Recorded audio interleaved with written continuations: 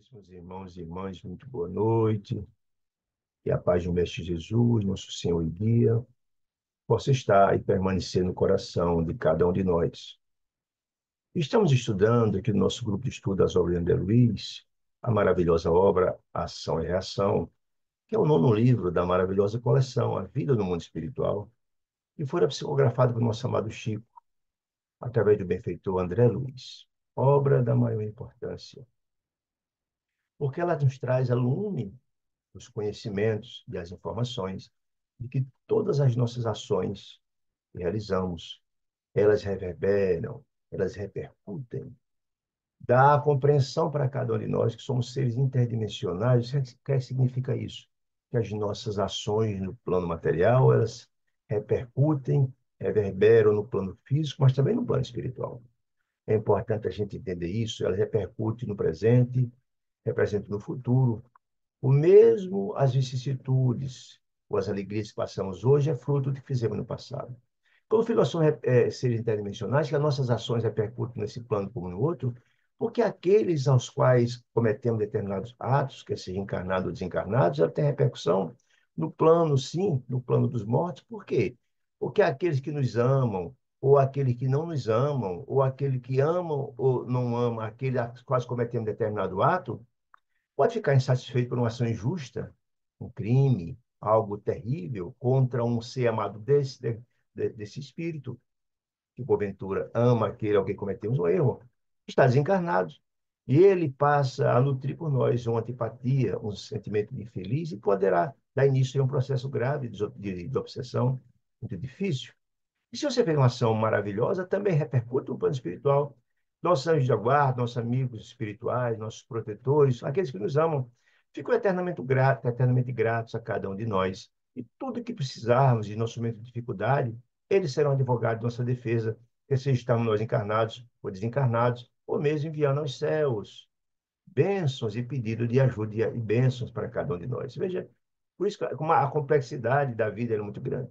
Nós vivemos envoltos num monte de criaturas encarnados e desencarnados, e as nossas ações elas têm repercussão no presente, como falei, no futuro, ou mesmo os que estão vivenciando hoje, se é reflexo que fizemos no passado, do bem ou do mal, como diz Jesus. Toda ação ela corresponde a uma reação, por isso que o nome do livro é Ação e Reação. A gente colhe o que planta, diz Jesus. Mulher sabe pelo fruto e o homem pela sua obra. Aqueles que têm uma grande obra é sinal de um grande coração, e aqueles que cometem graves erros é sinal de que, na verdade, é um coração com problemas, que precisa se renovar. Dizia Jesus na minha frase lapidar, que retrata tudo isso. A gente tira as coisas boas do bom tesouro do nosso coração ou as mais do mau tesouro do nosso coração, porque ninguém pode dar que não tem. Olha que coisa maravilhosa. Então, é dentro da ação e reação, é dentro do aspecto da lei de progresso, que é uma lei inderrogável e universal.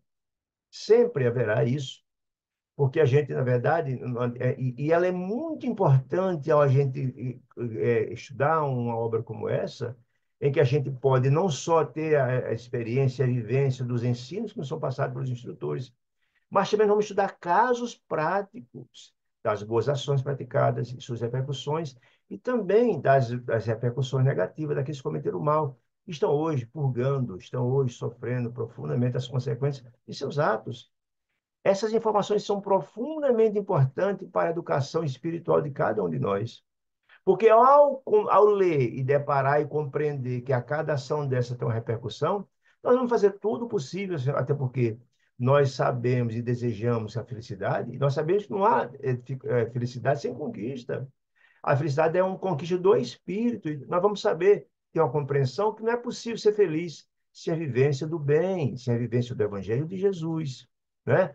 Então, ao ler e compreender as repercussões danosas daqueles que cometem o mal, que estão purgando, quer seja desencarnado ou quando encarnar de novo para pagar suas dívidas, será uma vacina, será um antídoto, será para nós, como eu vou dizer assim, será para nós algo de profunda educação espiritual, porque nós sabemos que, na verdade, não só acontece com os outros, acontece conosco também. Essa é uma lei universal e é para todos nós. Então, é uma lei da maior importância no processo da educação de cada um de nós, que, afinal de contas, diz Jesus, nós somos deuses, somos filhos de Deus, a centelha de Deus, o gene divino está em nossos espíritos, Nós somos um Deus de informação, não é? E ele, a nossa felicidade, depende muito da nossa compreensão e vivência dos ensinos do Evangelho de Jesus. Isso é muito importante por essa razão. E essa obra, eu acho muito interessante a didática trazida por André Luiz, é importante também entender que as obras, essa coleção maravilhosa, certa feita, Chico conversando com Geraldinho Lemos, disse, olha, mas escuta, Geraldinho pergunta a Chico, e essa obra, como é que ela foi feita? Ela é só da lavra, do conhecimento de André Luiz? Não, meu filho, essa obra, ela tem um caráter educativo profundo, humano, ela foi pensada por 12 grandes sábios do mundo espiritual. Olha que maravilha, 12 sábios que elaboraram todo um trabalho que visa a vivência prática do Evangelho, porque busca despertar a alma humana no seu processo, no seu grande trabalho de renovação. Lembremos que nós somos criados simples e ignorantes, como diz o livro dos Espíritos, mas somos como uma pedra bruta que precisa ser lapidada para não dizer transformarmos numa joia rara. E essa obra tem esse caráter, essa importância de profundamente de educar cada um de nós. Tanto que essas histórias, esses fatos verdadeiros, estão narrados no livro, a gente sabe que acontece no dia a dia. Quer seja conosco, com um parente, com um amigo, a gente sabe. Então, é muito importante a gente entender a repercussão. E esse livro, ele foi escrito com lei de ação e de reação, escrito numa visita de André Luiz, apresentada pelo tutor dele, que é o ministro Clarence, o ministro lá do nosso lar, né? Ao instrutor que trabalha, que é Druso, que trabalha, que dirige uma instituição que é localizada na região de trevas, nas regiões infernais, na região de profunda dor e sofrimento. Então, o quadro de profunda dor está estabelecido lá. Por que essa visita de André Luiz é importante a Druso? Porque vai exatamente analisar por que aquelas criaturas estão ali, vivendo dores lancinantes, em provações terríveis, em dores superlativas, como o quê? Como a reação, ou como fruto do que plantou no passado. Eles estão ali porque, na verdade, cometeram atos gravíssimos e foram atraídos por sintonia para aqueles ambientes onde estão seus pares, os que pensam e sentem as mesmas coisas, os mesmos desejos, os mesmos sentimentos de brutalidade, de crueldade. Então, é muito interessante entender isso. Por isso, André Luiz foi estudar ação e reação, visitar exatamente uma instituição de Deus que está lá para socorrer as criaturas, porque é importante entender isso, o amor de Deus ela é imenso e ama igual a todos os seus filhos, mesmo aqueles os mais iluminados, como aqueles numa situação mais dramática. Não o fato de a gente ter cometido gravíssimos erros, que deixa de ser amado por Deus, não. Esse é que se chama de amor de Deus, né? Porque diz André Luiz uma frase muito interessante. Não há ninguém tão ignorante e tão brutalizado que não haja alguém mais sábio do que ele, melhor que ele, que vela por você. São nossos anjos da guarda, como diz a doutrina católica, nosso amigo espiritual. Então, André Luiz nos diz que Deus assiste o homem pelo homem, ou seja, aquele, no princípio da fraternidade universal. Sempre haverá alguém mais sábio, mais bondoso, mais fraterno, que nos amam e estende a mão para retirarmos dos charcos, dos atoleiros que nos metemos, dos nossos graves atos do passado, em nome de Deus. É o princípio da família universal, o princípio da fraternidade, que é universal. Olha que coisa maravilhosa, né? Então, André Luiz foi visitar essa casa, essa mansão básica dirigida por Druso, para entender aquele ambiente, entender as criaturas que estão ali, o perfil das criaturas que estão ali, entender como é que é a funcionalidade de uma instituição como essa, que é lá uma instituição iluminada no meio das trevas. Como é que é a sua funcionalidade, a complexidade delas, a natureza das criaturas que estão ainda, que são resgatadas por essa instituição, quando estão em condições de ser resgatadas, quando começa o processo de arrependimento, que aí começa o processo de mudança. Quando você achar que está certo cometendo mal, a mudança está longe. Você começa a entender que a sua conduta ainda é indevida e começa o remorso pelo mal que você cometeu, o processo de mudança acontece aí. Então são resgatadas essas criaturas e vem para essa instituição, começa o grande trabalho de renovação espiritual, de educação dessas criaturas, de melhora do quadro psicológico, das graves enfermidades que estão acometidos. Todo o processo é Deus assistindo pelo homem, para essas criaturas possam voltar aonde cometeram seus erros. Voltem a reencarnar, entendendo a reencarnação como um meio para atingir os fins, e os fins da felicidade Deus deseja cada um de seus filhos. E a reencarnação é um recomeço, onde a gente vai encontrar com aqueles que cometemos graves erros do passado, ou que nos cometeram graves erros. Qual é a finalidade? Nossa repactuação, que Deus deseja a felicidade dos seus filhos. E ninguém pode avançar no processo evolutivo sem perdão, sem amor, sem fraternidade, sem a reparação do erro que cometemos. Jesus dizia que deve pagar até o último centavo, ou seja, se você contrair uma dívida, você tem que pagar. Porque senão, como é que você iria entender a importância de se renovar? Se você comete um gravíssimo erro e não repara, como é que você ia entender? Passando pela dor profunda, é que vai educar o espírito. A dor ensina a gemer, diz o dito popular. Então, essa obra ela é maravilhosa por isso. Claro, André, Emmanuel fala logo no prefácio do livro, que André Luiz puxa uma flecha, uma pequena brecha, para a gente entender a grandiosidade, o infortúnio terrível desses mundos. Porque a finalidade da obra não é assustar ninguém, não é dar medo em ninguém. Muitas das vezes, André Luiz, nas obras, eu não estou autorizado a dizer isso. O objetivo é esclarecer a lei da ação e da reação. Não é assustar ninguém, é trazer, como eu falei há pouco, uma espécie de vacina, educar para que a gente tenha a compreensão de nossos atos e as consequências dele e não venha fazer, sob pena de conscientemente você vai incorrer nesses erros e passar as consequências. Não foi deixar de avisar. Esse é o objetivo. Então, André Luiz, nesse capítulo terceiro, ele vai falar sobre a intervenção na memória. Nesse capítulo é muito interessante, porque se a gente lembra no capítulo passado, aquelas criaturas que já estão albergadas na casa, cerca de 2 centenas, que estavam lá resgatados das regiões infernais terríveis, trazidos, começa o processo de educação, de melhoria das patologias gravíssimas, visando a reciclagem e a educação dessas criaturas para voltarem a reencarnar.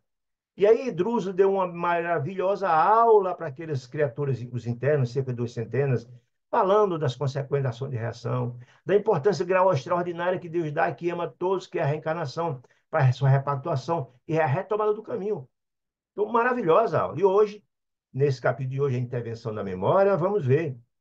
Primeira complexidade imensa que é dirigir uma casa numa região de trevas e dores, onde as criaturas brutalizadas, animalizadas dessas regiões desejam destruir os emissários da luz. Eles querem dominar tudo pela brutalidade deles, né? Então, a complexidade e também a complexidade dos casos que chegam à casa. Cada um cometendo graves erros e as consequências psicológicas, físicas. Nós vimos que, na verdade, as criaturas cometeram gravíssimos erros. Tem um, por exemplo, o perispírito profundamente cheio é, cheio de deformidades em função dos complexos de culpa, porque o perispírito é um material muito plástico e ele recepciona as energias deletérias negativas, os complexos de culpa, e transforma, embrutece a criatura. Tudo isso foi visto. E vamos ver também como uma espécie de intervenção na memória, uma espécie daquelas criaturas muito culpadas, muito brutalizadas quando resgatadas, precisa de intervenção como fosse uma espécie de cirurgia na mente dessas criaturas com a nossa jornada. É isso. Então, o capítulo é esse, e André Luiz começa assim a narrar. O novo companheiro que o dirigente da casa nos apresentou como sendo Barreto, o assistente Barreto, o assistente, é alguém que ajuda na direção da instituição, exibindo o reconto da aflição sobre os olhos, ele falou, instrutor Druso, na enfermaria 5, no departamento da casa, 3 irmãos recém-recolhidos de onde, gente? Recolhidos daquelas regiões terríveis de dor e sofrimento, regiões infernais, porque cometeram gravíssimos erros. Se eles são recém-recolhidos, eles não estão ainda muito bem. Eles estão começando um processo que possibilitou o resgate. Eles vão começar agora o trabalho de reeducação, o trabalho de melhoria da sua condição psíquica, e etc, etc. Então, se eles são recém-recolhidos, estão só no começo do processo. Muita coisa precisa ser feita. Então, 3 irmãos dessa enfermaria, sim, entraram em crise de angústia e rebeldia. Ou seja, se ele já está começando a se equilibrar, mas de vez em quando tem as recaídas. E por que essa recaída? Já sei, disse Druso. É a loucura por telepatia alucinatória. Olha que informação interessante para a gente entender. Veja, aquelas criaturas que estão subjugadas naquela região, nós vimos isso. Regiões que vivem naquela região de sofrimento imenso, eles sofrem um processo de violenta das entidades mais perturbadas, mais cruéis que dominam aquelas regiões terríveis. Escravizam, açoitam, fazem e acontece. Então, essas criaturas ficam os traumas. E eles, como subjugam, o poder dessas criaturas perversas, profundas, dirigem os ambientes, é muito violento. Então, se eles são recém-resgatados, é a loucura, é a telepatia, ou seja, telepatia significa o envio da ideia pelo pensamento. Telepatia é isso, comunicação mente a mente. Então, eles ainda estão no processo de começar a renovar, mas ainda sofrem a ingerência dos pensamentos brutalizados das criaturas que os escravizavam. Tentando o quê? Que eles piorem o quadro, se rebelem e voltem para o ambiente. Porque eles querem resgatar aqueles que dominavam, os escravos de outrora, a serviço deles. Olha que coisa impressionante. Telepatia, alucinatória.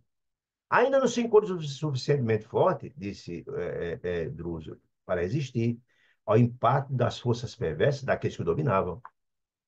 Que eles são desfechadas de lá à distância, que é a sintonia, né?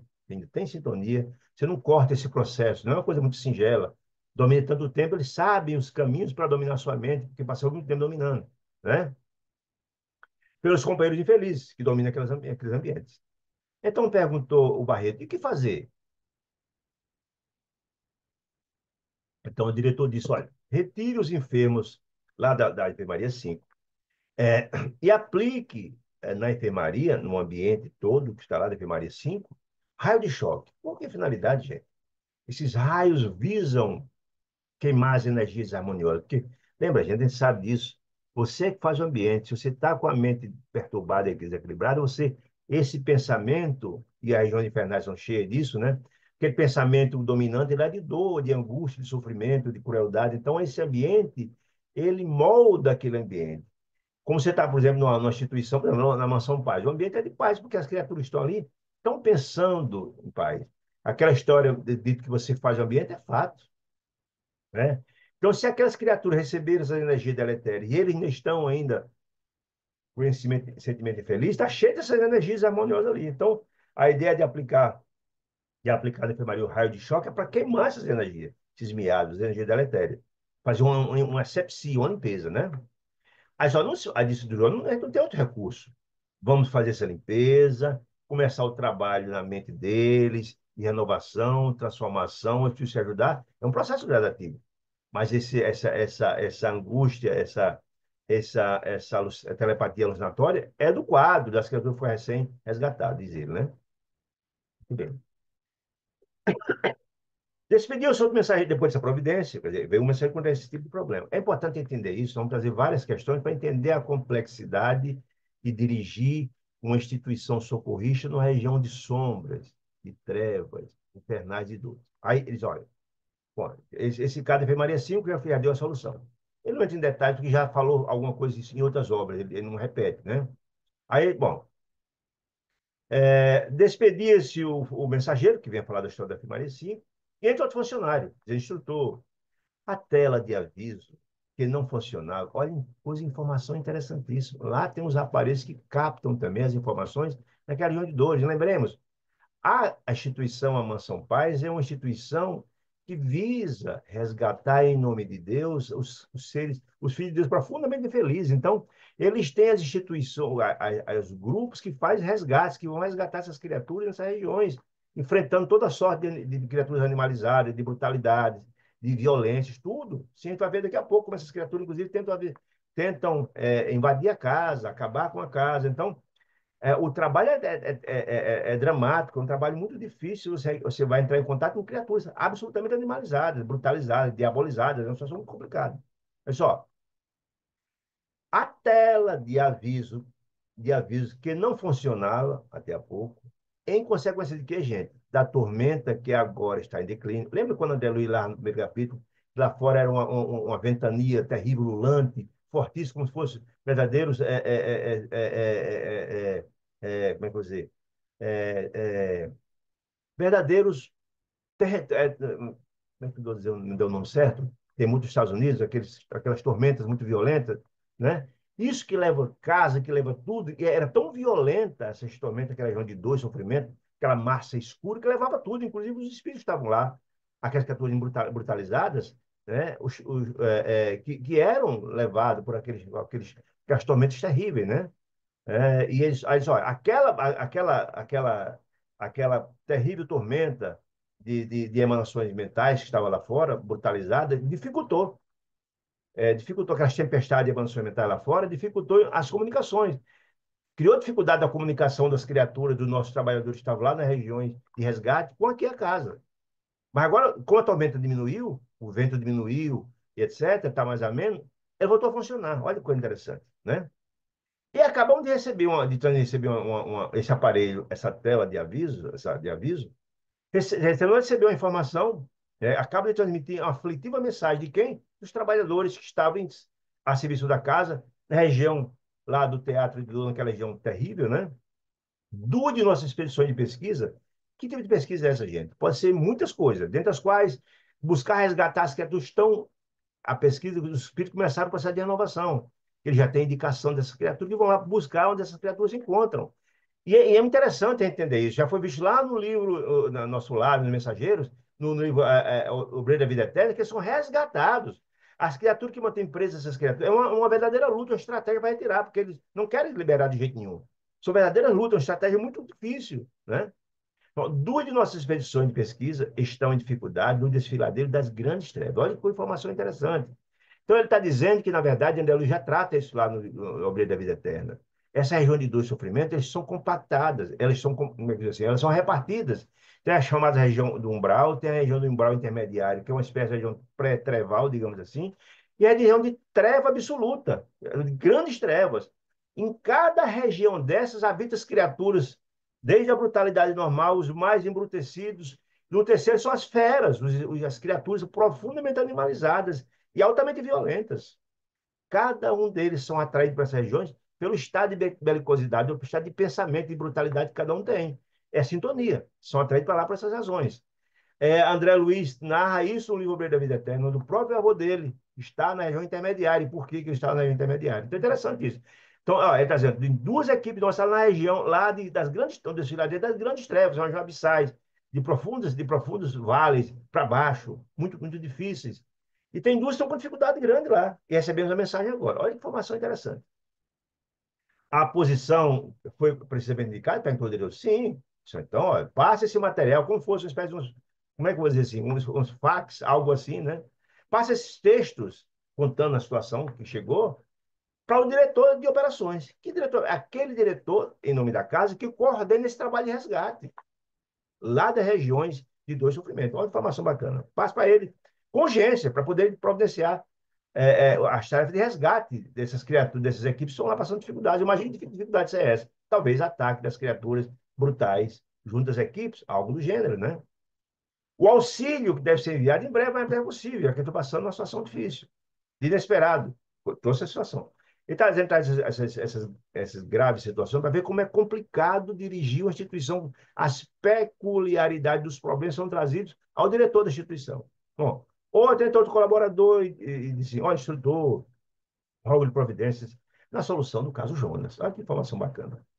Recolhemos agora um recado de nossos irmãos, uma equipe, certificando-nos de que a reencarnação dele, Jonas, talvez seja frustrada, ou seja, talvez não aconteça a contento, ou seja, talvez já haja abortamento, talvez já haja uma coisa dessa natureza, talvez já haja uma coisa dessa natureza, um aborto provocado, uma coisa dessa natureza. E aí entra uma outra, ver a complexidade que é isso. Veja, essa casa tem um papel imenso. Primeiro, de velar pela sua segurança, porque o tempo todo as entidades brutalizadas, animalizadas, tentam tomar de assalto, destruir, porque eles não desejam que nenhum dos seus tutelados, dos escravizados por eles, seja resgatado. Eles querem ter o domínio de tudo. Eles se incomodam pelo estado de brutalidade deles, que eles querem dominar tudo, que aquela casa esteja ali resgatando alguém que são, em tese, os que eram utilizados por eles nas suas tarefas insanas, né? Veja que coisa interessante.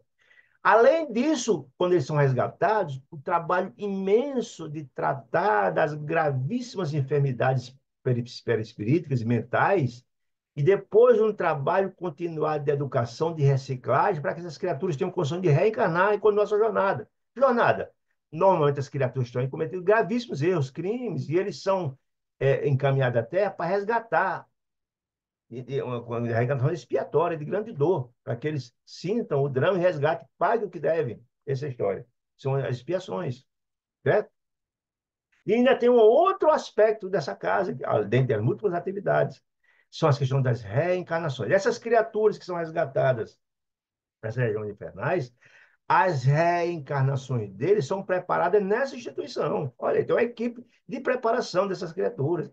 Nós sabemos, já vimos isso no livro passado, vamos lembrar aqui, como o processo de reencarnação é complicado. Quem não viu lá no livro Missionário da Luz, quem não viu, veja a reencarnação de Segismundo, a reencarnação de Vulpine. Complicadíssimo o processo, notadamente dessas criaturas que são egressos da região de trevas, porque os débitos são terríveis, os inimigos não desejam que eles reencarnem, fazem tudo que eles sejam abortados. Olha que coisa grave. Todo o processo de atrapalhamento. Feita a programação, porque encarnar não é assim, na fila, não, é um processo de preparação. Com aqueles criaturas que você precisa se reencontrar para se repactuar. Se cometer graves erros, como é que vai ser essas expiações, as doenças, as sequelas, os problemas, olha a complicação. Daí que foi estabelecido isso, tem um processo de apresentação dessas criaturas que vão reencarnar, dos reencarnantes, com os futuros pais, visando a aproximação para que a reencarnação seja exitosa. E se essas criaturas, os pais que aceitam receber, forem aqueles que foram prejudicados no passado pelo reencarnante, aí é muito difícil. Há uma antipatia natural, há um processo de rejeição, e é o caso aqui de Jonas.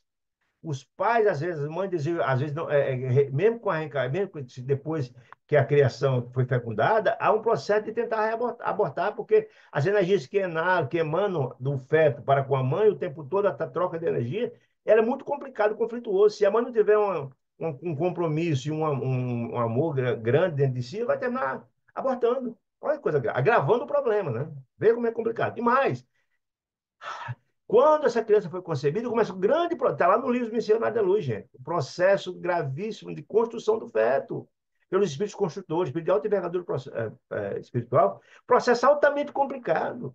E depois que essa criança, que a mãe pare, que essa criança vem a lume, vem ao mundo, o processo de viabilizar essa vida. Nós sabemos que a reencarnação se completa até os 7 anos. E o grande dificuldade de repactuação, se é ordem pai, filho, mãe, irmã. O processo é difícil. E as entidades infelizes que não desejam que se complete, que tentam dificultar o processo, criando arengue, criando confusão, criando problema. Muito difícil. Então, esse processo, como é que eu vou dizer assim, de monitoramento da reencarnação, é um processo que vai até a desencarnação do reencarnante e é monitorado pela colônia de onde ele veio. Vê como é complicado isso. Então, da Mansão Paz, esse moço, Jonas, ele é egresso de lá. E toda essa equipe tem um trabalho imenso de reencarnação dos egressos de lá, que vai acompanhar desde o processo da concepção da criança até completar. Há um monitoramento. Esse monitoramento é pelo amigo espiritual dele, é pelo amigo espiritual da família, que está explicado lá entre o livro Entre a Terra e o Céu. Monitoramento da família. Né? E o objetivo não é obrigar que ele cumpra, não. É Deus ajudando através de seus emissários de amor para que essa criatura tenha força e ele possa cumprir a sua etapa na visão da autoiluminação. Olha que maravilha. Né? Então, está dizendo de Jonas, que talvez seja frustrada a encarnação dele. Então, pela primeira vez, notei, diz André Luiz, que Druso ficou muito preocupado. Preocupação muito grande. Por quê? Dada a complexidade que é reencarnar um espírito réprobo que cometeu graves erros no passado. Quer seja ele, quer seja a própria mãe que vai receber os pais. Olha a complexidade disso. Aí diz assim, patenteando o enorme surpresa, indagou o missionário, o comunicante. E qual o obstáculo? Perguntou Druso. É Cecina, a futura mãezinha de Jonas.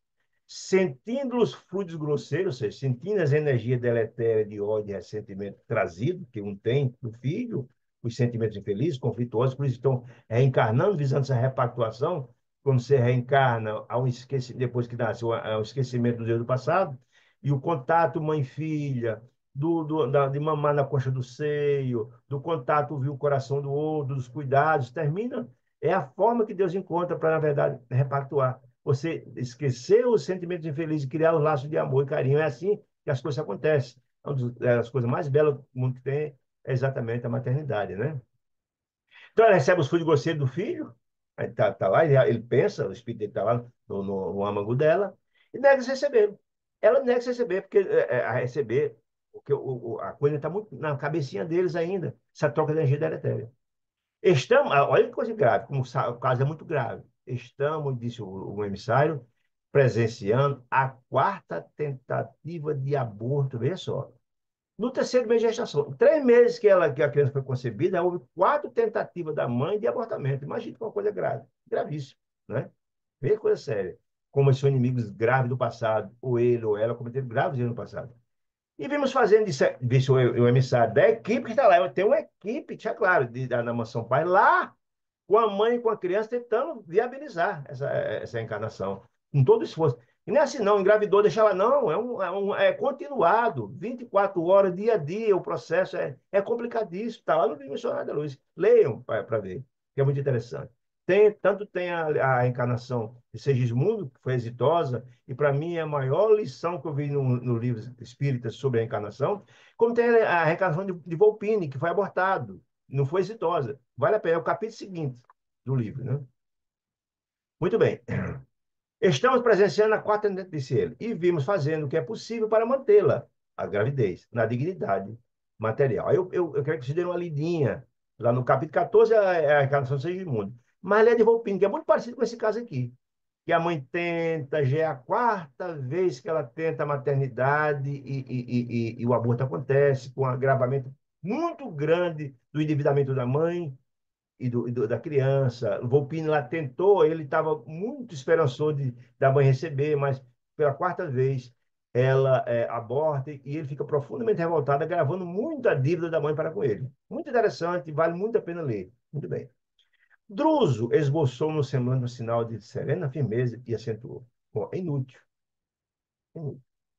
A jovem mãe aceita aloar segundo os compromissos dela própria. Ela tem que entender a importância disso, porque afinal de contas, para quitar a sua dívida. Entretanto, providências serão tomadas, disse ele. Além disso, precisamos, olha aí a importância da informação, precisamos da internação de João, da reencarnação dele no corpo, pelo menos durante 7 anos terrestres, dado gravíssimos erros cometidos no passado. Ele precisa passar aqui 7 anos para que ele cumpra uma etapa importante do processo de renovação, no processo no processo de pagamento, digamos assim, da expiação dele. Precisa passar lá. Qual é a ordem de todo o diretor da casa? Tragam Cecina, tragam a mãe. Como assim? Até aqui, a casa. Ainda hoje, quando ela dormir, traga ela desdobrada, né? Logo que entrega o sono natural. Jovem, vocês tragam ela até aqui, para que possamos auxiliá-la, explicar esse processo. Vem os tutores, amigos espirituais dela, que vão tentar explicar as graves repercussões de um aborto para ela e para a criança, e para Jonas. Vão tentar trabalhar a mente dela para que ela, na verdade, ela cumpra essa determinação, porque, entenda, essa reencarnação, ela sabe, ela tem esse compromisso. Já foi estabelecido para ela quando ela reencarnou. É importante entender isso, as reencarnações são trabalhadas. Os espíritos são conversados antes, mas às vezes o grau de sentimento de ódio é tão violento que quando encarna, esquece, né? Você não lembra das coisas quando está encarnado. Então é trazido em espírito para que seja relembrado os compromissos, os graves erros, as implicações do aborto, para ele, para Jonas e para Cecina, né? Olha que informação interessante. Além disso, muito bem. Tragam Cecina, disse ele, hoje mesmo. Para quem? Para quê? Para auxiliar com a necessária intercessão magnética, trabalhar ela, trabalhar o feto, e por aí vai. Muito bem. Esse é um outro problema. Veja que está problema mesmo, cada um mais grave que o outro, para a gente entender a complexidade da administração da casa como essa. Outros elementos de serviço, disse André Luiz, vinham chegando. Um chegando atrás do outro, cada um mais complicado do outro. E fomente de esclarecimentos. André Luiz, o objetivo dele era escrever, pegar apontamentos para escrever esse livro. Conhecimento que me achava, procurei recanto próximo à companhia de Silas, o assistente Silas, que é um dos assistentes da direção de Druso, diretor, e um assistente importante na administração da casa, a qual crivei de indagações sobre essas questões, em tom discreto, de modo a não perturbar o recinto. Eu fui lá, ele disse, olha, eu fui lá discretamente buscar de Silas, já que o diretor estava envolvido em gravíssimos problemas, não podia conversar com ele estava resolvendo um problema gravíssimo. Aí comecei então com Silas, a quem de indagações no recinto, calma para não perturbar. Perguntei, eles perguntou assim, mas escuta, quem são esses funcionários que vêm até um atrás do outro tendo problema grave? Não seria justo que o diretor da casa, com muita responsabilidade, fosse molestado a toda hora, assim, com tantas consultas, quando os trabalhos de administração poderiam ser compreensivelmente subdivididos, fazer, poxa, esse diretor é muito centralizador na cabeça dele. Olha a resposta de Silas. Ah, meu amigo, olha, é o seguinte, disse ele, o amigo deu-se pressa e disse, informando o mensageiro, o que o mensageiro que estava um atrás do outro, não era simples tarefeiro, não era alguém de recado, não, meu amigo, mas condutores de serviço em subchefia determinada. Eram criaturas que resolviam a grande maioria dos problemas. Estavam chegando ali porque não tinham condições de resolver. Os problemas são múltiplos toda hora. São subchefias determinadas. Todos eles são assistentes e assessores. São pessoas que assistem, que orientam, que trabalham com a diretoria. São pessoas altamente qualificadas, ó. São assessores cultos e dignos, altamente competentes. Eles só trazem para cá o que efetivamente não conseguem resolver. Olha aí. Veja a magnitude dos problemas que é administrar uma casa numa circunstância dessa e com a clientela complicada como é essa. Difícil, né? Com enormes responsabilidades, todos assistentes, cultos com enormes responsabilidades, porque somente demandam a presença de Deus, só traz aqui a ele, depois de movimentar todas as providências cabíveis no âmbito da autoridade que a eles inerente. Veja, mas só está chegando ali peneirado que ele não consegue resolver. Veja aí como é difícil o negócio. O problema não era, pois, de centralização, disse Silas, mas de luta intensiva, o que é uma complexidade de lidar numa casa de amor, num ambiente hostil das trevas. Uma clientela profundamente perturbada pelos gravíssimos erros cometidos. E aquele caso da encarnação pendente, quem? De Jonas? Perguntou André Luiz a Silas. Ah, ousei perguntar respeitoso. A casa podia opinar, perguntou André Luiz a Silas, com segurança na solução semelhante de assuntos, ou seja, na reencarnação complexa que era o de Jonas com Cecina? Silas sorriu, benevolente, e respondeu, ora, para que me faça compreendido, convém esclarecer a você, André Luiz, que se existem encarnações ligadas aos planos superiores, como assim? Reencarnações iluminativas, de mensageiros que vêm plantar luz na Terra, que vêm cumprir missões importantes, se existem as encarnações, temos aqueles que se enraizam nas encarnações diretamente dos planos inferiores. Alguém cometeu gravíssimos erros, como o caso de Rupini, certamente de Jonas, né? Que é muito complicado, porque tem as ingerências das entidades infelizes que cometeu o mal e não deseja que ela reencarne. E vai perturbar tudo, vai fazer tudo possível para não reencarnar, e se reencarnar que não seja exitosa. E vai perturbar a mãe, vai perturbar a família, né? Os planos inferiores cometeram gravíssimos erros. Se a penitenciária diz, os presídios, vigora entre os homens, nós aqui cometemos o mal, cometemos crimes, somos condenados para as cadeias, em função da criminalidade corrente no mundo, o inferno existe também, que é o inferno, que é a prisão no mundo espiritual, existe na espiritualidade, as penitenciárias, né? Em função do cara ficar preso naquele ambiente, pelo mal que fez. Em função de quê? Da culpa nas consciências. Essa é a forma de resgatar. O que quer dizer com isso? Que certamente Jonas foi resgatado daquela região, não há nenhuma dúvida disso, pela complexidade da reencarnação dele. É uma bondade de Deus que cria a possibilidade dele voltar à terra, e não, como alguém disse, que é uma punição de Deus, não.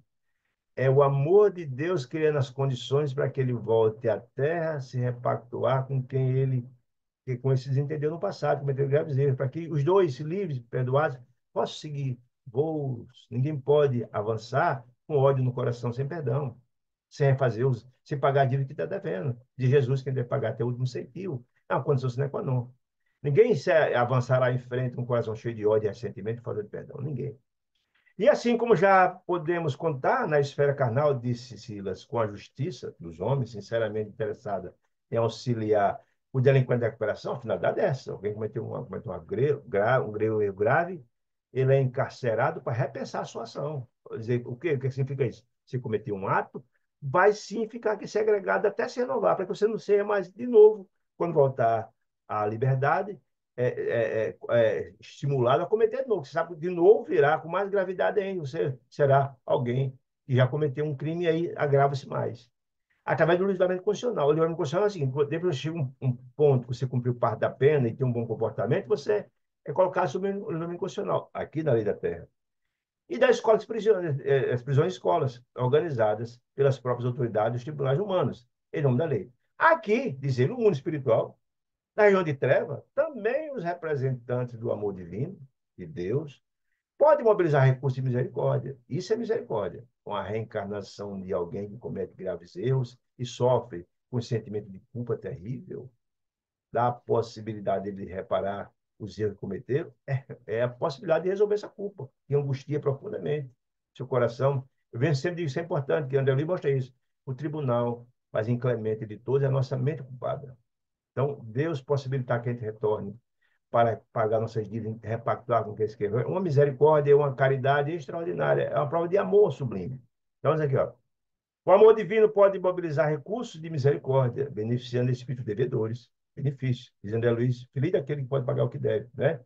Desde que se mostre indigno. Sim, só se pode resgatar, colocar numa instituição para a encarnação, quando ele está em condições de compreender seus erros e se comprometer em condições de ser trabalhado e preparado para voltar à encarnação. Enquanto não, enquanto ele achar que está certo, cometendo crueldade, ele tem que passar por lá. Até sofrer, cansar de sofrer, e pedir aos céus socorro, pedindo para voltar a sua situação. Que mostre indigno de socorro, que eles abreviem o resgate e a regeneração. A reencarnação, não tem outro jeito. O resgate dos gravos do passado e a regeneração, a transformação para o bem, né? Quer dizer, perguntou André Luiz, em boa lógica terrena, e utilizando de uma linguagem que seria usada pelo homem encarnado. Há reencarnações, Silas, com perfeita conexão com os planos infernais? Sim, meu filho, como não? Vale como preciosas oportunidades de libertação dos círculos tenebrosos. Sim, porque as criaturas que cometeram mais graves erros e estão nessas regiões trevais, infernais, são os mais sofredores. Eles é que precisam, sim, do amor e da assistência de Deus, visando a sua renovação.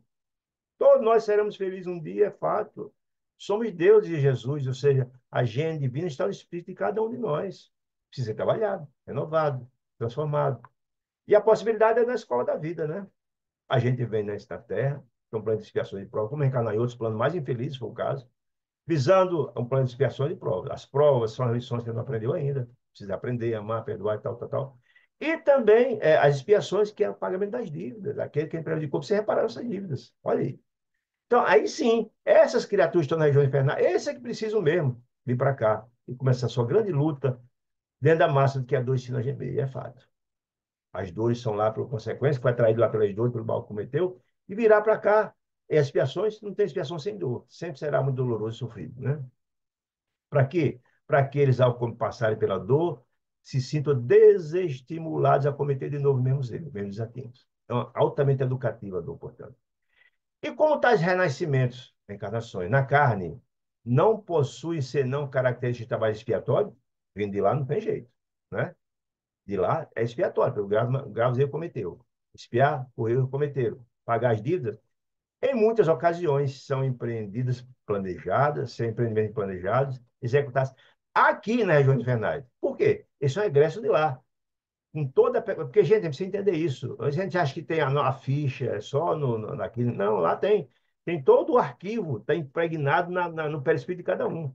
Tudinho, né? Então, se sabe toda a origem da criatura, é mais do que justo se eu planejar as reencarnações lá, sim, até porque boa parte, provavelmente, de quem prejudicou, se cometeram graves erros, está por lá também. E é mais do que justo se eles forem resgatados. Se começou o processo de educação, de renovação de trabalho de lá, de melhoria espiritual, de tratamento mental, que ele de lá, que sabe o quadro, possam acompanhar aqui. É um pupilo, todo o processo de reencarnação e de acompanhamento e monitoramento é feito lá. A gente viu isso já em outras obras de Luiz. É monitorado do local onde partiu para a reencarnação, da colônia, do um local de socorro como esse aí. Aqui mesmo.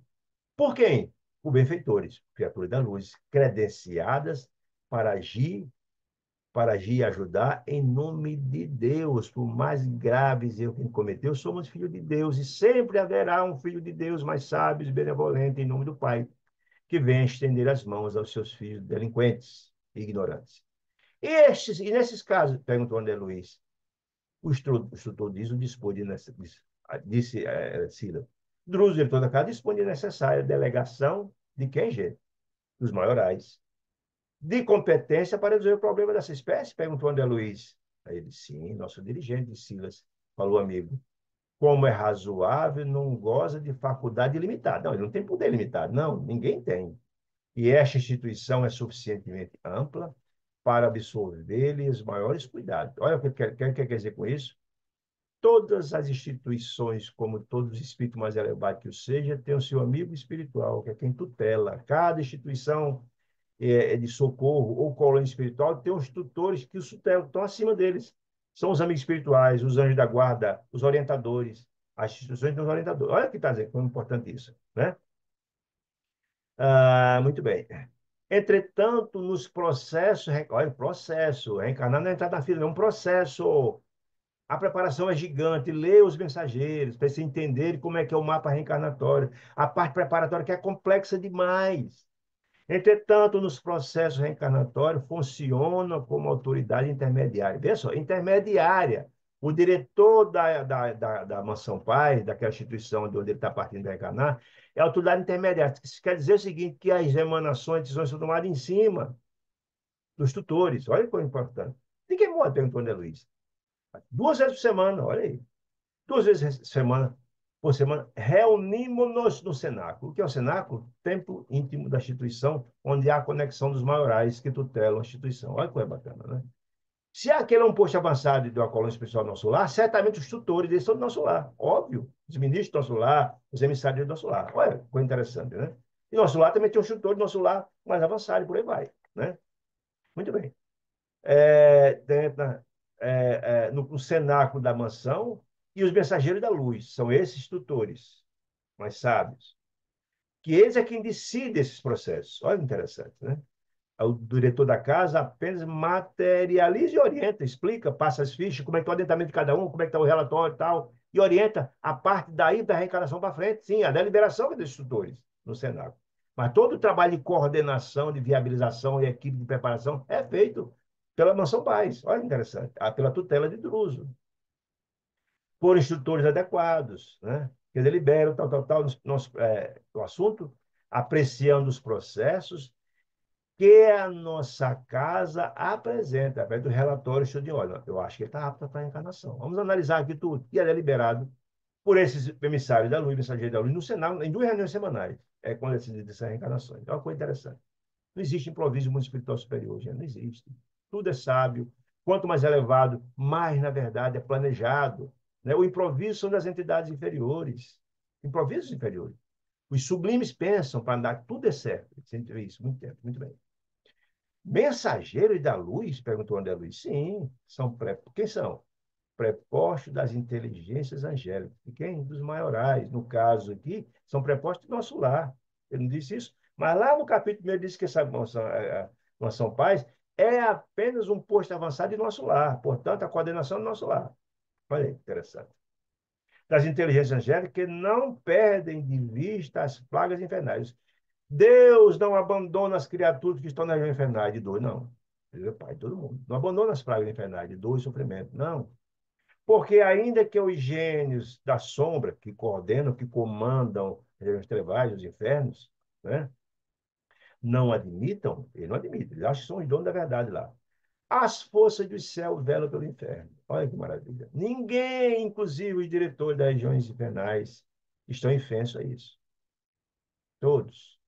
Se vocês lembram do livro Libertação, Gregório era um dos dirigentes de uma região terrível, nas regiões brutais, de trevas. Passou séculos, séculos lá, até ser resgatado pela insistência de sua mãe amorosa Matilde, depois de séculos para resgatá-las. E as criaturas, como são filhos de Deus todos, chegará o momento que se cansarão de fazer o mal e também se curvam ao amor e à luz.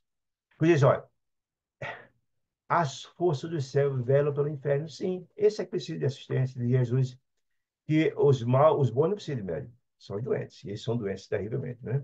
Que a rigor existe os céus, os infernos, a rigor só existe para controlar o trabalho de regeneração da terra. Porque, gente, quem comete gravíssimos males vão para esses ambientes de dor e sofrimento, para que na dor e sofrimento eles repensem suas condutas, porque sabe que se fizer mal, não voltam para lá de novo. É a dor ensinando a gemer, como diz o popular, a dor ensina a gemer. Olha que interessante. E sorrindo, eu disse, assim como o doente precisa de remédio, não é? Você está com doença, patologia grave, tem um remédio para melhorar, não é? Reclamamos a purgação espiritual quando cometemos gravíssimos erros. É o remédio do espírito, é a expiação. Olha que maravilha. Verdade. A fim de quê? Que nos habilitemos para a vida das esferas superiores, afinal de contas somos Deus, como diz Jesus, Deus em formação. Mas Deus sempre nos levará aos pincos da evolução. A gente tem que escolher o caminho. Ser mais curto, ser mais longo. Nós temos livre-arbítrio, mas levará um dia. Não tenho dúvida. Muito bem. O inferno, continua Ciro dizendo, para a alma que o erigiu, sim, você é quem faz o seu inferno. A vida, nossa vida é um céu e inferno, que nós construímos nossas ações e reações, pelo bem ou pelo mal que a gente faça. A gente constrói o céu ou o inferno. Você vem se encarnar aqui na vida mesmo. Você só faz o bem. Todo mundo só gosta de você, você vive o céu aqui. Ou se só faz o mal, você olha o mal aqui. Está preso. Alguém querendo se vingar de você, é alguém querendo o seu mal. É o inferno em vida, né? O inferno para a alma que origiu em si mesma é aquilo que a forja constitui para o metal. Não é assim, gente? Você põe o ferro lá em brasa, onde tem a forja, com a bigorna que assopra até aquele ferro ficar mole e ser amoldado, o espírito também. É exatamente assim. Né? Diz que o inferno é como essa forja. O espírito vai amolecendo com a dor, com o sofrimento. Isso em todo sentido, né? Não é assim? A dor ensina a gemer. É exatamente. É aquilo como a forja constitui o metal. Ali, o inferno de dor, ali ele se depura, se apura e se modela convenientemente pela exigência da dor, pelo sofrimento, pela angústia.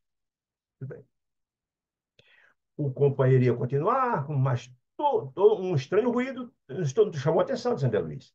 E outro emissário entrou na sala entrou na sala e disse a Drus, olha, instrutor, depois de amanar a tormenta, aquela convulsão estava acontecendo lá fora, aqueles twists estavam acontecendo lá fora, levando tudo, né? Voltou ao assalto dos raios desintegrantes. Olha que interessante. Todas essas instituições que estão situadas na região de sombras, o tempo todo são assaltadas pelas criaturas das trevas que desejam é, resgatar aqueles que se perderam, que estão internados na casa, e destruir. Porque eles sentem que estão perdendo aqueles que, na verdade, têm domínio, que escravizavam. Olha que interessante. Druso esboçou um gesto de preocupação e recomendou: ligue as baterias à exaustão. Olha, defesa. Exaustão, ou seja, todos os ataques serão recepcionados com espécie de para-raios, receber aqueles dados. Observaremos a defensiva, disse Druso, instalada na agulha de vigilância. Vamos lá em cima na agulha de vigilância para ver como é que funciona. Isso é interessante para que André Luiz pudesse pegar o apontamento, mas Vicente, e passar para nós como é que funciona. Como é que é, na verdade, a defesa de uma instituição no mundo espiritual da região infernal. Olha aí. Em seguida, convidou-nos a acompanhá-lo, Silas, Hilário e eu, era Vicente de Hilário, né? E eu, de Sandra Luiz, seguimos-lo, em hesitar. Atravessamos o vastíssimo corredor, que é eles chamam de Cidadela, que é um local, essa mansão paz é uma instituição imensa, cercada, porque senão a turma salta, né? De vários salões, em sentido ascendente, subindo, né? Até que começamos a subir de maneira direta. Chegou um ponto, era andando, mas o local conhecido como agulha de vigilância era uma torre, o mais alto. Torre de vigilância, eu tenho a visão de tudo. Provida de escadaria helicoidal. Aquelas em círculo, aquela que você sobe, vai subindo, batendo, batendo, redondo e tal, né? Helicoidal nesse sentido. Algumas dezenas de metros assim, como era alto o negócio. Ia subindo em vários andares, então chegou uma hora que eu subi a torre, essa escada helicoidal. Dezenas de metros assim, por exemplo, você 100, você 70, ninguém diz aqui, dezenas do grande e complicado edifício. No topo, lá na antena, né? Descansamos em pequeno gabinete, que o espírito também cansa, né? Depois de um esforço desse, né? Em cujo recinto, interessantes aparelhos nos facultavam a obtenção de imagens das paisagens anteriores. Ele tinha tipo uns binóculos, você olhava para ver como é que estava a situação. Por quê? Para ver, analisar a situação e onde estavam as criaturas que estavam atacando também. Interessante isso. Vê só. Né? Vê só, interessante. Vários aparelhos. Assemelhava-se a telescópio diminutos, né? E nos facultava a contemplação da paisagem exterior, para ver o que estava acontecendo. Assemelhava-se a telescópio diminuto, paisagem, a contemplação da paisagem, e eliminava o nevoeiro. Eles tinham até essa possibilidade de eliminar o nevoeiro para clarear, ter uma compreensão do que estava acontecendo ao redor. Ficou interessante. A paisagem também é sofisticada, certamente não estamos no estágio por aqui ainda. Permitindo exata noção do ambiente constrangedor, ou seja, aquele ambiente dantesco de sombra espessa, de brutalidade terrível, por isso que é um ambiente constrangedor, sim, de drama, de violência, de tudo, né? Que nos cercava. Povoada de criaturas agressivas e exóticas, brutalizadas, animalizadas, diabólicas mesmo, que fugiam, espavoridos, ante vasto grupo de entidades que manobravam curiosas máquinas à guisa de caminhonetes. Ele não tem esse detalhe mais aqui, porque ele disse isso lá nos Mensageiros. Quem leu lá os Mensageiros viu lá lá na instituição, na Luiz perguntou com o Vicente, e etc., lá no livro, que acontecia algo semelhante a isso. Ele trabalhava, ele falava das armas de ataque que a colônia tinha para atacar as entidades infernais que vinham. Que dava a sensação, eram os canhonetes que, quando os dados atingiam os espíritos, tinha a sensação de morte, como se o espírito morresse, né? Não morre, né? Mas as criaturas ignorantes não sabiam isso, alguns já estão vivos, né? Viu? Estaremos assediados de um exército? Perguntou André Luiz, atacante? E ele disse, sim, exatamente, confirmou. Esses ataques, porém, são comuns. As entidades não desejam estarem lá presentes, querem destruir. Olha que coisa impressionante. São comuns o tempo todo. Com semelhante invasão, Luz vai explicar. O que é que eles querem? Pretende nossos irmãos infelizes deslocar a casa, sair daqui, porque nós estamos resgatando as criaturas que dominam, né? E ele não quer dominar tudo. E levar-nos à inércia, para não fazer nada, não quer que resgate mais ninguém, porque ele quer continuar dominando tudo. A fim de quem? De acionar, de tomar a região. Eles querem dominar tudo, não querem nenhum intruso na região.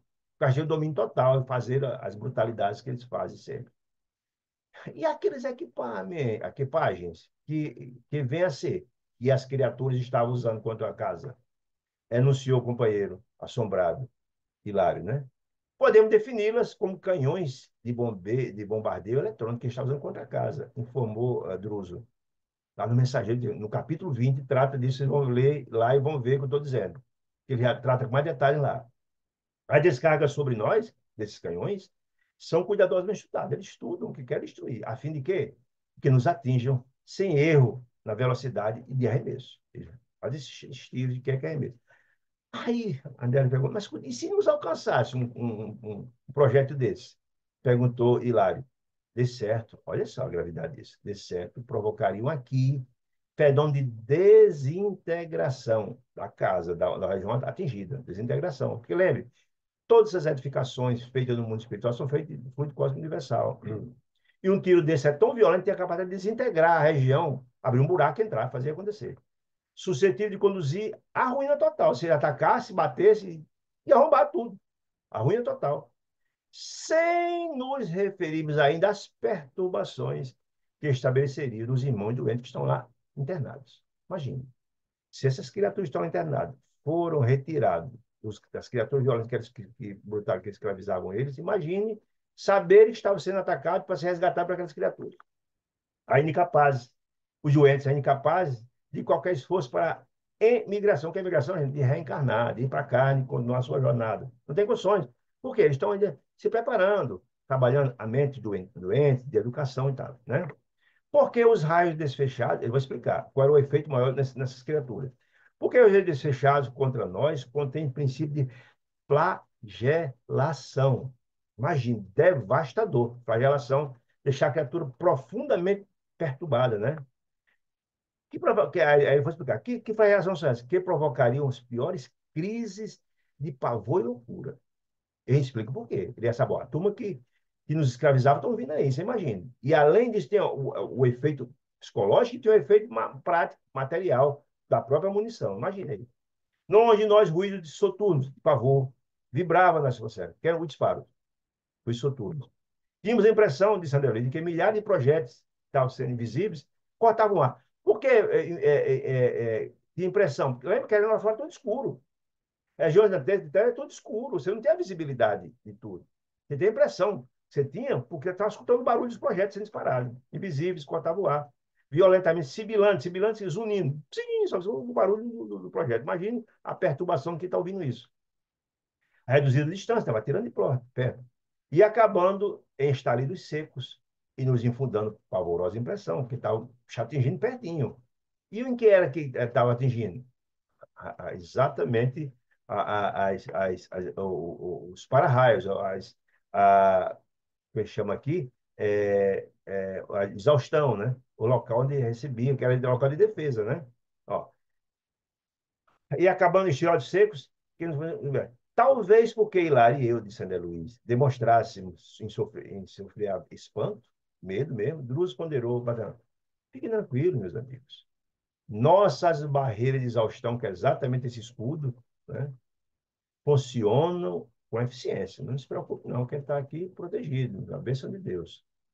Ele designou-nos a olhar Olha para lá, disse ele, para a muralha. Lembra que é tudo escuro.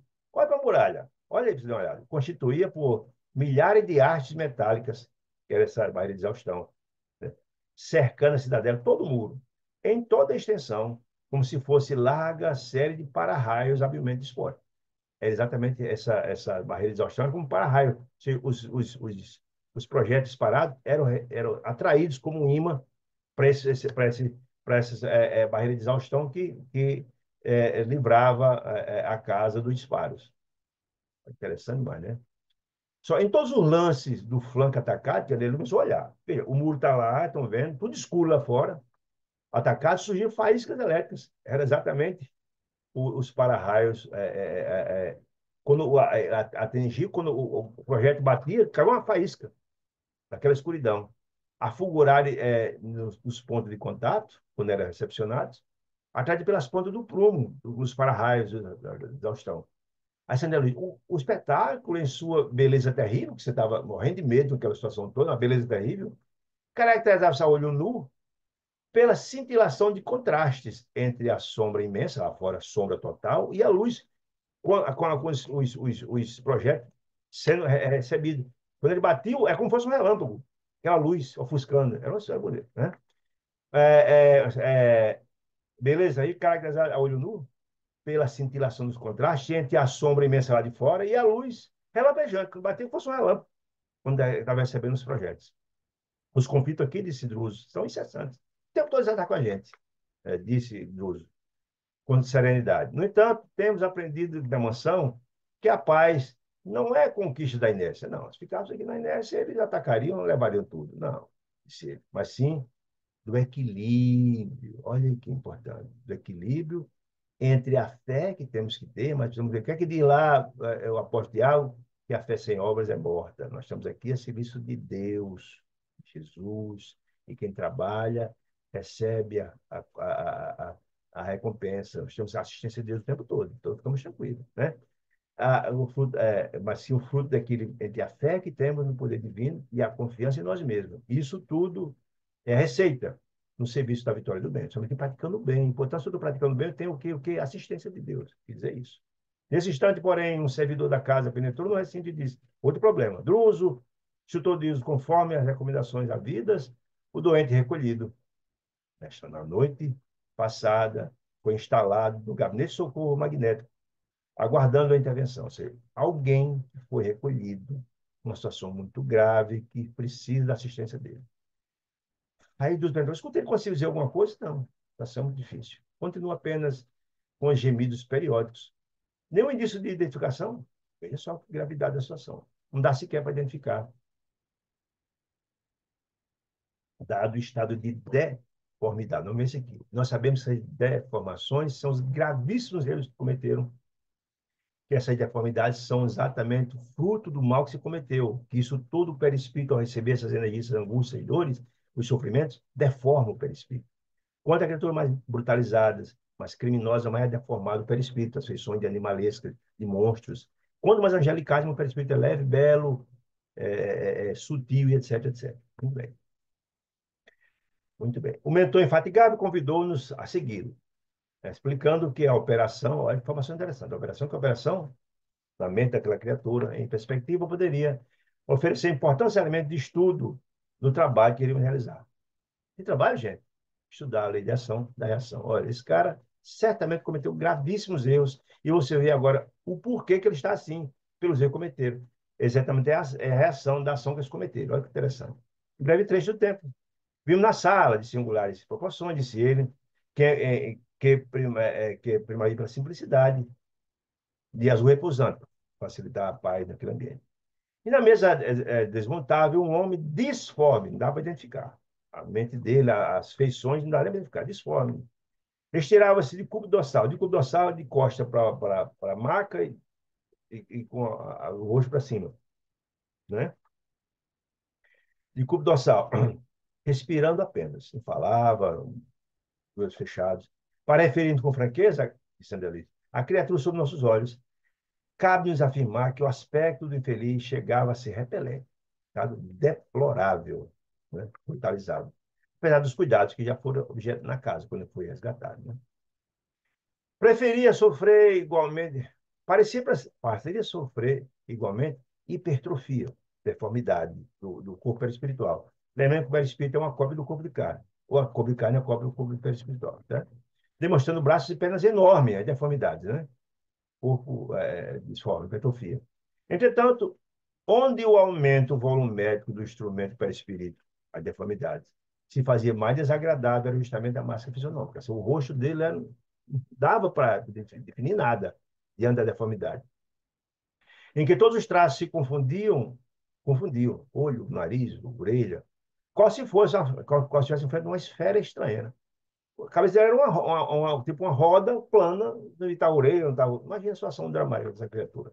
A guisa de cabeça, com sua esfera achatada do Itaúreio, imagina.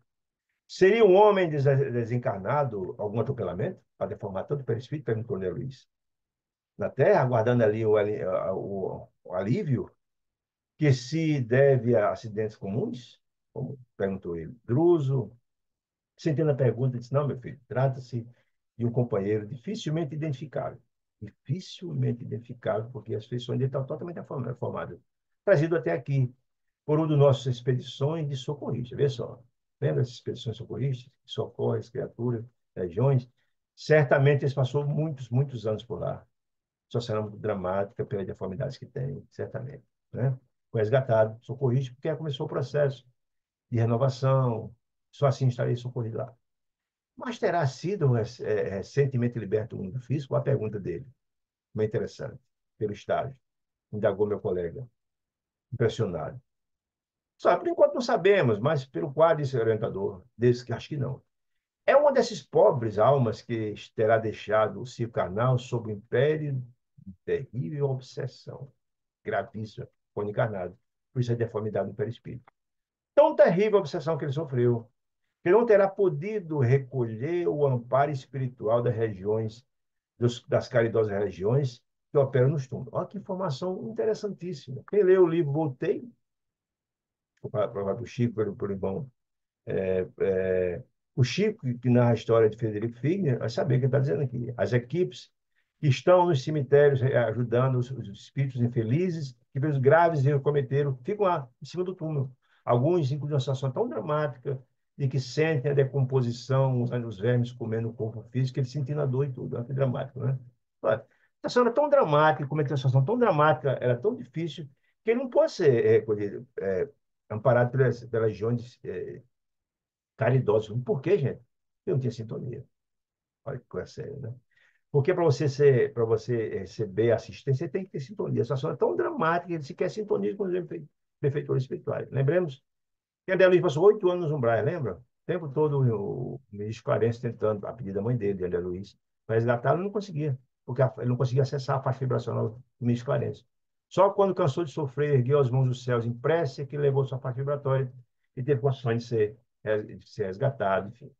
Uma situação dele, uma situação tão dramática que não recebeu essa assistência. Indubitavelmente, disse ele, largou o corpo denso sob absoluta subjugação mental, sob o controle de mentes doentias sofríveis, que subjugavam ele, brutalizavam, escravizavam ele, caindo em problemas angustiantes. Olha que informação importante.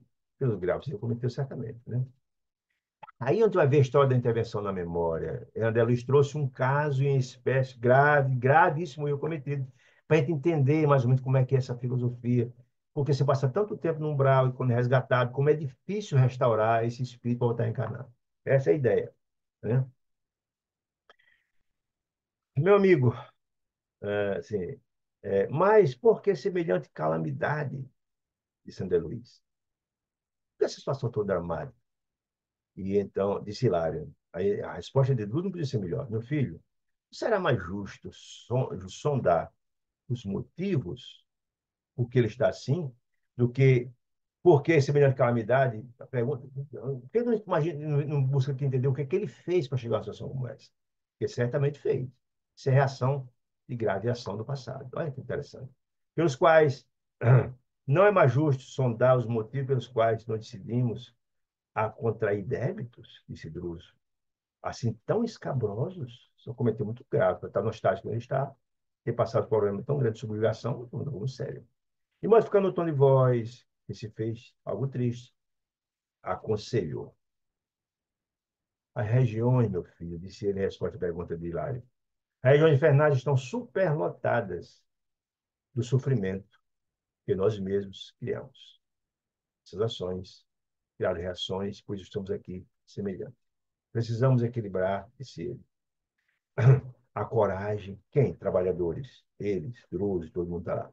Equilibrar a coragem e a compaixão em nome de Deus, no mesmo nível do sofrimento deles, compaixão e a coragem, para atender ao infortúnio com segurança aos nossos compromissos nestes lugares.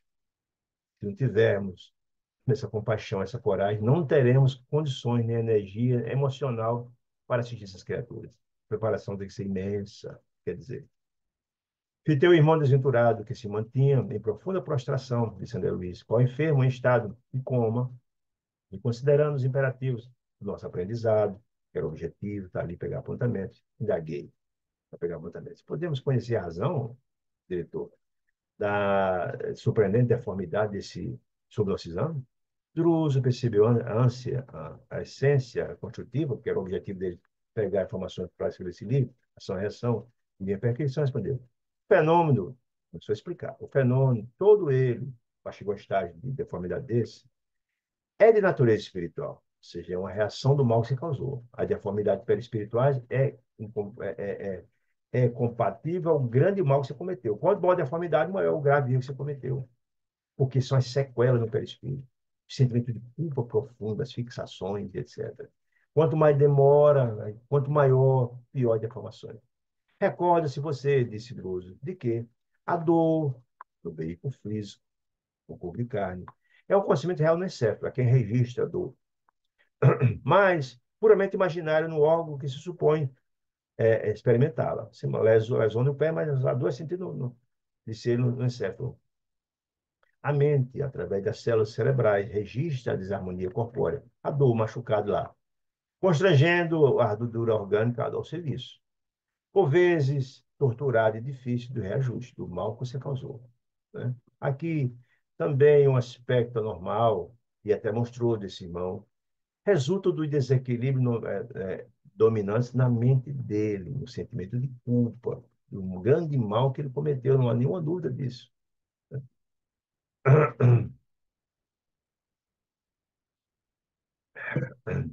Resulta do desequilíbrio na mente dele, que é viciada por certas impressões, ou vulcanizada pelo sofrimento, o tempo todo está vendo o que ele cometeu, o grave erro, perde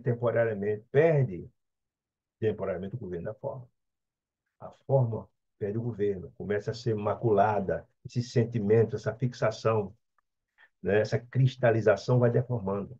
O tempo, imagina, é muito grave, gente. Você, quando comete um grave erro desse, encarnar, quando ele fixa, você vê o tempo todo aquela cena passando na mente, não tem sossego, amanhã tarde de novo, amanhã tarde de novo, quando dorme, vê. Imagina a situação. Suicídio, por exemplo, algo do gênero. Vê o tempo todo a raiva disparando, sente a dor. Quem viu Memória do Suicida deve lembrar do que eu estou falando. Permitindo com que os delicados tecidos do corpo perispírito se perturbem, se deformem. Porque o perispírito é uma matéria plástica, moldável, tumultuados em condições anormais. Em tal situação, disse ele, a alma pode cair sob o cativeiro de inteligências perversas, as fixações.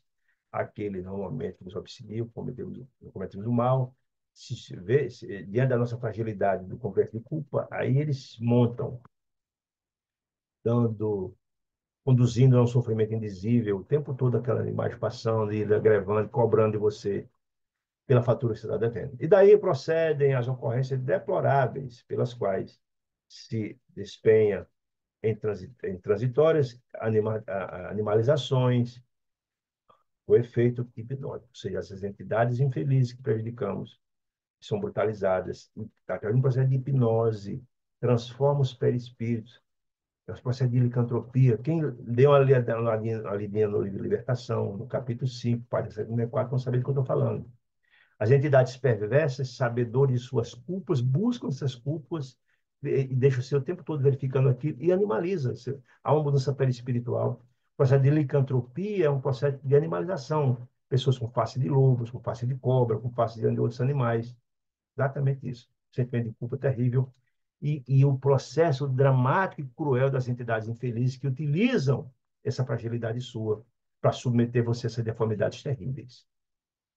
Leiam lá o capítulo versão, é bem melhor.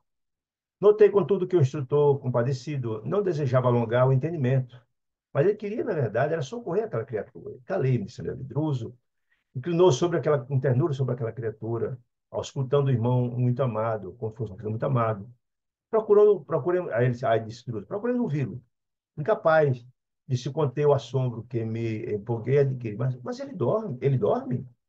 E Druso disse, o mentor fez um gesto afirmativo, dizendo que sim, que está dormindo. Nosso desventurado amigo encontra sob terrível hipnose, ou seja, ele foi hipnotizado pelas criaturas que prejudicou e continua nesse processo, com as cenas passando 24 horas, o tempo todo, com nulo hipnose, porque você não consegue sair dessas visões que o maltrata profundamente. Inegavelmente, é o efeito, né, do mal que ele fez. Inegavelmente foi conduzido a essa posição por adversários temíveis que, de certo, para torturá-lo, fixaram-lhe a cristalização, a mente em alguma penosa recordação do fato grave que cometeu, passando o tempo todo. Mas, insisti, semelhante martírio poderia sobreviver sem justa causa? Olha a pergunta de André Luiz. Não, é possível acontecer uma hipnose e o cara ficar... Se ele não fez nada de errado? Ah, respondeu Luz, meu amigo, disse Luz. Com exceção, olha a informação, com exceção do caminho glorioso das grandes almas que às vezes pedem uma reencarnação sofrível para avançar no seu processo e servir o próximo, fora disso, tem que ter sido algo muito grave, né?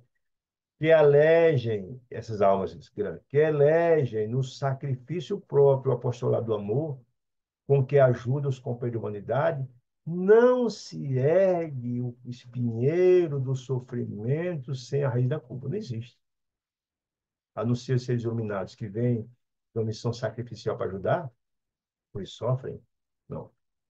Do contrário, certamente é a culpa gravíssima que cometeu, a raiz da culpa, para atingir a miserabilidade em que se encontra essa criatura, está, nosso irmão certamente terá acumulado débitos sobremaneira escabrosos, gravíssimos para chegar a um estágio como esse aqui. Tanto tempo de sofrimento e um quadro hipnótico levou a essa deformidade terrível no perispírito dele.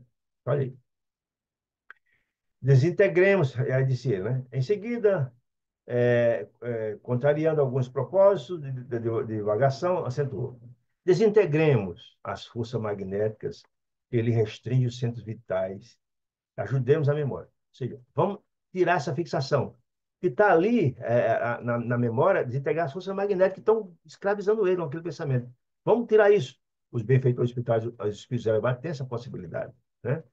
Para que se liberte da fixação e fale, para que ele consiga sair desse sono de hipnótico e possa falar. E talvez porque o meu olhar lhe endereçasse, mudo apelo de esclarecimento, é mais amplo, disse Luz. Não seria lícito agir à base, não seria lícito agir à base de hipnose, hipnotizar ele, não teria, desse jeito não teria condições de se resolver, disse ele, poder falar, né? É indispensável, disse Druso, ouvir o delinquente, só uma informação importante. Ora, como é que você vai saber o grave erro que seu criatura cometeu? É preciso ouvir os delinquentes, quem cometeu o grave erro, e as vítimas. Se você tem uma compreensão do que aconteceu, para quê? Para que você possa ajudar tanto a vítima quanto os delinquentes, que são filhos de Deus, e todos precisam e devem receber as bênçãos e ajuda do Pai. A fim de que, através das informações deles mesmos, vítima e agressor, saibamos por onde começar a obra de auxílio. A causa. Saber a causa para poder começar aí, então, a trabalhar com as duas partes. E esse, vamos ver no livro, vão ser trabalhados, tanto ele quanto também as suas vítimas. Muito bem. Procurei sopitar inquirições de Sandra Luiz extemporâneas, peguei e tal. Logo após, Druso, Hilário e André Luiz, de maneira instintiva, ninguém, Druso nem pediu, estabelecemos uma corrente de oração, sem prévia consulta. Por quê, gente? Primeiro, já tem experiência de assistência, sabe que a oração é fundamental. Para quê? Essa prece coletiva ela tem um poder muito maior de desdobramento. É aqueles três enviando aos céus pedido de clemência e ajuda para aquela criatura, tem um poder maior do que só um fazendo, ou dois. Nós sabemos isso no poder da prece, né? Mesmo propósito. Na prévia consulta, está muito bem. Oração sem prévia consulta e nossas forças reunidas das preces, com que fortalecer esse instrutor que vai operar naquela criatura, que demonstrando fisionomia calma e otimista, passou a operar magneticamente a mente daquela criatura, aplicando passos dispersivos no companheiro de processão. O enfermo reagiu com o movimento de manutenção gradativa, para se ocorresse de um sono longo, longo sono, e foi se libertando um pouco daquela fixação, quando ele tirava aquelas energias desarmoniosas do processo que ele estava sofrendo de hipnose. Depois de alguns minutos, Druso passou a destra, a mão direita, sobre a cabeça disforme, de forma de redonda, como se chamasse a memória ao necessário despertamento, sono profundo. E logo em seguida, o desventurado começou a gemer, revelando o pavor de quem suspira por desvencilhar-se de um pesadelo. Ele estava dormindo, mas com o pesadelo passando 24 horas. Imaginei. A fita passando, imagina o sofrimento, né? O pavor, né? Imenso. Porque Druso interrompesse a operação, parou em determinado momento, detendo no estado em que se encontrava, e lá indagou, mas escuta, devendo permanecer, então, assim, à beira da vigília, se nem estar acordado, nem estar no sono intermediário, sem repossar-se de si, no total, compreender tudo? Não lhe convém o imediato retorno à realidade? Perguntou. Sim, aí Druso, não lhe convém o imediato retorno à realidade total, esclareceu Druso. Poderia sofrer deplorável crise de loucura. Se tivesse uma compreensão total de tudo, poderia ser uma dose, um choque muito mais profundo, que causasse mais danos do que benefícios. É um processo gradativo, um tratamento tem que ser gradativo, você ir recobrando devagarinho, né? Com graves consequências, Ciro. Conversará conosco no estado de vigília, assim como se vê, com a mente enovelada, a ideia fixa, que ele encerra, encarcera, a ideia fixa, encarcera, fica encarcerado, não consegue sair dali. Os pensamentos no mesmo círculo vicioso, a fim de que venhamos a conhecer o problema crucial, sem qualquer distorção. Ele vai narrar na situação que se encontra de vigília. A palavra de Duda denotava grande experiência na psicologia dos espíritos vitimados das trevas. Pô, ele era o diretor e fazia isso todo dia, com uma experiência imensa, a grandeza e a serenidade que lhe é peculiar. Depois de uma intervenção de Druso, na glótia, já na garganta, o infeliz desceu as pálpebras, abriu os olhos, e mostrando-se os olhos esgazeados, de medo imenso, terror, começou a bramir, falar: socorro, socorro, sou culpado, culpado. Não posso mais, perdão, perdão, disse ele, dirigindo-se a Druso. E tomando, como se fosse um magistrado, exclamou: senhor juiz. E o Druso achou que era um magistrado: senhor juiz, até que, enfim, posso falar. Há tanto tempo que eu estou angustiado para falar, não posso, eu estava preso, aquele pesadelo, não conseguia sair daquele sonho terrível. Posso falar agora. Deixe-me falar, senhor juiz. O juiz da mansão afagou-lhe a cabeça, atormentada, e explicou então: diga, meu filho, pode ser o que você deseja. O rosto do exilado cobriu-se de lágrimas. Muito dramática a situação, né? Foi muito grave o que ele cometeu. Entrei mostrando a superexcitação de quem deseja colocar para fora essa culpa imensa do sonâmbulo, que transforma a própria fraqueza em energia inesperada, pelo desespero. Começou a falar: olha, eu sou Antônio Olímpio, eu sou um criminoso, disse ele. Contarei tudo, senhor, é juiz, vou contar tudo. Em verdade, disse ele, pequei, pequei mesmo. Por isso é justo que eu sofra no inferno, porque o mal que eu cometi foi muito grande, e é justo, estou purgando o que eu fiz, estou cuidando do que eu plantei. O fogo da minha alma, que tortura minha alma, disse ele, sem consumi-la, assim, porque as pessoas são materialistas, acham que quando desencarna, acaba tudo. E ele está vivo, o espírito não morre, né? O fogo que tortura minha alma, minha culpa, sem consumi-la, porque a alma continua viva. E o remorso, bem sei, disse ele, se eu soubesse, não teria cometido a falta. Essa é a falta de evangelização da alma. Normalmente as criaturas que têm uma base evangélica, seja lá qual a religião for, eles não cometem um crime predestinadamente, porque o Deus interior, a probabilidade interior reprova, fala alto não permite. Esse é o processo. Como não tem, as criaturas não têm essa base do evangelho, são mais possíveis de cometer algo assim. Continuo dizendo, se eu soubesse onde tinha cometido a falta, entretanto, não pude resistir à ambição. A ambição cegou o homem, né? Depois da morte de meu pai, disse ele, vi-me obrigado a partilhar nossa grande fazenda com meus dois irmãos mais novos, Clarindo e Leonel. Trazia, porém, na cabeça dominada de planos. Tinha tantos planos para a fazenda, pretendia converter-se em propriedade que ele administrava em nome do pai, deixando a morte dele. Em larga fonte de renda. Eu queria fazer uma coisa muito rentável. Contudo, a partilha me estovava. Disse, "Não, se eu partilhar, como é que eu vou trazer o meu projeto aí para colocar para funcionar isso? E a ambição imensa que ele tinha.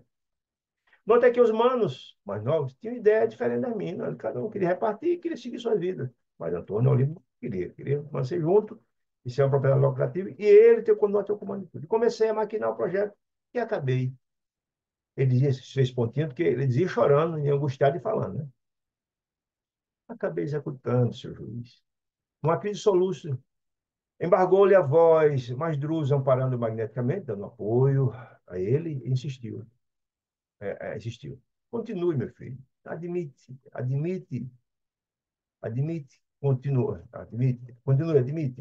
Continue firme sendo firme. Disse, olha, porque somente poderia ser feliz ele, dizendo, somente ser feliz, aniquilando meus irmãos. E matar os irmãos e ficar com a propriedade. É a única forma de ele ser feliz. Porque, e assim, a partilha, meus irmãos. E quando o inventário estava prestes de decidir-se, o inventário está terminando, ele teve a partilha legalmente, né?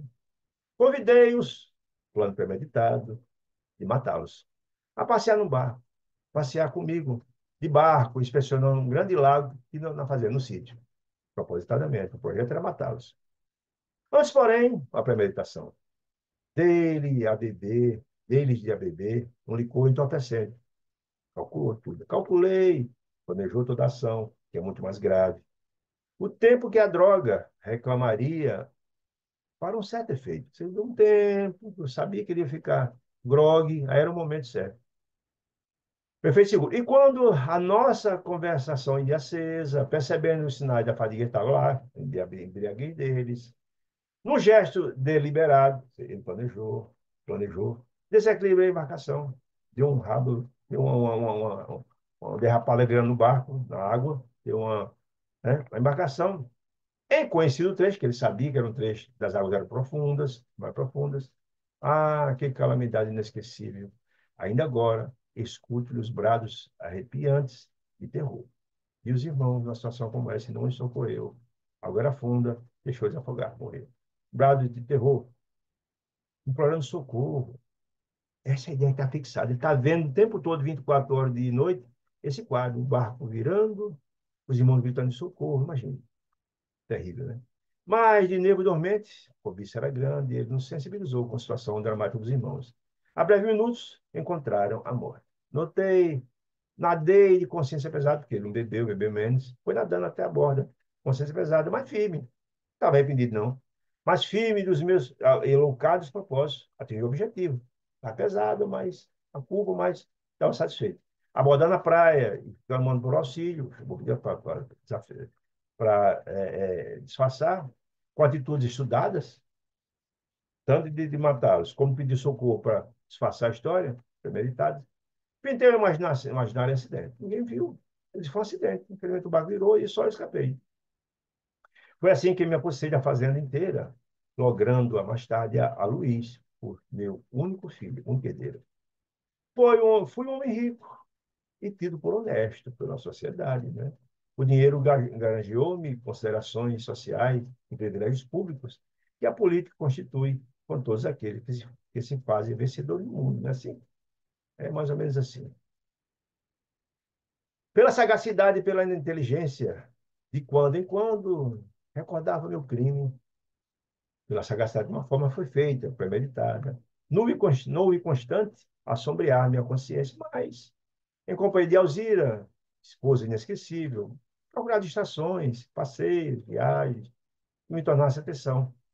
Nunca pude ser feliz, entanto, se ele era juiz, que ele achava que era juiz, que era juiz. Quando meu filho se fez jovem, rapazola, minha mulher adoeceu gravemente. De febre, que a devorou por muitas semanas, passou a loucura, com o qual se afagou no lago, logo no lago. Olha aí. Isso quer dizer alguma coisa, gente? A obsessão grave, a vingança. Exatamente do lago. Numa noite de terror, viu perguntar para mim mesmo se não estava sendo joguete do fantasma de minhas vítimas, dos irmãos. Entretanto, temia todas as referências em torno da morte. Eu temia porque sabia que alguma coisa de ruim ia acontecer. Minha mulher se afogou exatamente lá depois de um sofrimento imenso. E busquei simplesmente gozar a fortuna, curtir a vida. E a fortuna é bem minha. O infeliz entregou-se a longa pausa.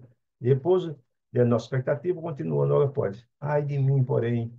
Então logo cerrei os olhos, então logo morri. Físico, diante do sepulcro, não me velaram as preces pagas. Ah, meu amigo, se a peça não tiver valor do coração, não criar conexão não for verdadeira, não resolve. Tem que criar conexão com Deus. Pagar os outros para rezar, como se achasse que isso vai resolver o problema. Porque meus irmãos, que eu supunha mortos, olha aí, se fizeram visível na minha frente, estavam lá esperando ele, na porta de chegada, né? Vou cobrar conta. Transformados em vingadores, ladearam o túmulo, foi enterrado. Talvez cansados, se atiraram no rosto do crime, né? Cobrar dele, assim, me mataram, foi cruel e tal. Cobriram de impropérios e flagelaram-me sem compaixão. Maltrataram sem compaixão. Até que talvez cansado de me espancarem, porque se espancam no mundo espiritual, viu, gente? Que agridem no mundo espiritual, se prende, se escraviza, se faz um mal imenso, né? Faz um mal. Me espancarem, disse ele. Conduziram-me à tenebrosa furna, no mundo espiritual, nas trevas, numa prisão, uma furna, uma gruta, onde fui reduzido ao pesadelo que me encontro agora. Fui subjugado, uma obsessão grave, uma fixação, hipnotizado. Essa situação que eu estava até então passando a fita o tempo todo, vendo a cena. Em meu pensamento, vejo apenas o barco o tempo todo. O barco no crepúsculo sinistro, se ele, ouvindo os brados de minhas vítimas pedindo socorro, que soluçam, às vezes choram, às vezes gargalham estranhamente. A cristalização, essa fixação estava na mente dele o tempo todo passando. Ai de mim, disse ele, estou preso. A terrível embarcação, a fita passando. Aquela terrível embarcação não sai da mente dele. Sei que me possa desvencilhar. Se eu consigo me libertar dela, o tempo todo está ali, sem sair da minha cabeça. Quem me fará dormir ou morrer? Olha aí. Quem me trazia a paz de volta? Já que o espírito não morre, ele dizendo. Quem faz uma caridade dessa? Como se o término da confissão, como se o término da confissão lhe trouxesse algum descanso. É uma certa alívio em confissão, algo tão grave assim. Arrojou-se doente, a enorme apatia. Sim, a excitação foi tanto que ele colocou tudo para fora, depois veio a energia que foi despendida, veio a apatia imensa. Druso enxergou-lhe, enxugou-lhe o pranto, caridade, né? Dirigiu-lhe palavras de consolo e carinho, e recomendou ao assistente que trouxera ele, recolhê-lo à enfermaria especializada para tratamento. E em seguida falou no pensativo. Já sabemos o necessário para estabelecer um ponto de partida na tarefa essencial. Ou seja, a ele, isso é importante assistir, sabendo o que aconteceu, facilita, e também às suas vítimas, isso é importante. Eu sou filho de Deus, estou passando um processo de sofrimento imenso. Tornaremos ao caso em momento oportuno, e acrescentou cismarento, depois de longa pausa, que Jesus nos ampare.